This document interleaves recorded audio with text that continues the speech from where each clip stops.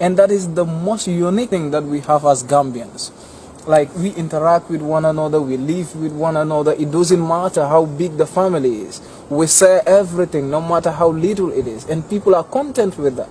That even if things are going hard, you can still observe smiling faces under each and every person that you meet along the street. So that is a plus for everybody in the Gambia. And that is why I'm a proud Gambian and a proud African. And I believe I can make it. And I'm going nowhere but in the Gambia. Nobody is going to do it for us. That's right. If we are all running away, when are we going to make it? We have to stay in Africa, develop in Africa, and then show to the world that Africa have a better image than the one they portray in the West.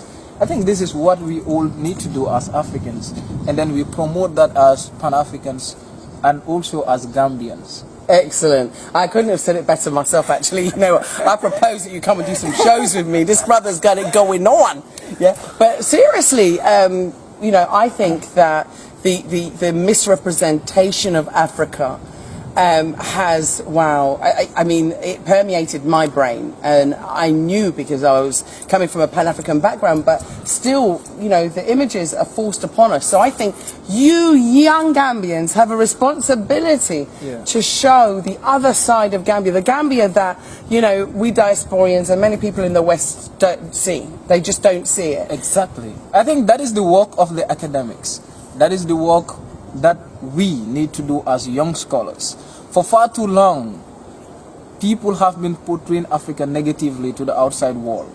And we know that that was done by individuals whose sole aim was to dominate Africa, to exploit Africa's resources, and then to continue to colonize us politically.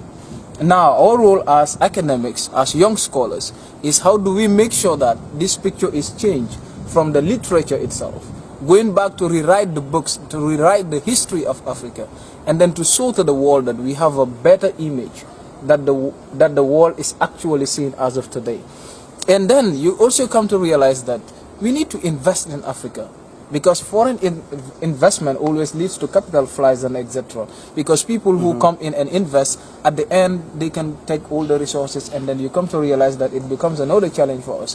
But when Africans invest, the money stays in Africa, which is a plus.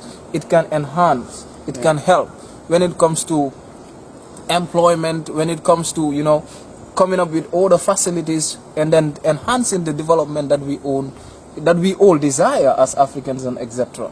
I think that is what we need to do as we speak, and that is what we all Africans need to be thinking into that particular line, like trying to see how we can repent that particular picture shown by the outsiders about Africa. Because in fact, let me tell you, there was this quotation that I read. It was actually done by a British parliamentarian, Lord Macaulay, in 1835. He speaks about Africa, and then he said, in order for the West to dominate Africa, they need to overthrow our very backbone, and that is our education system.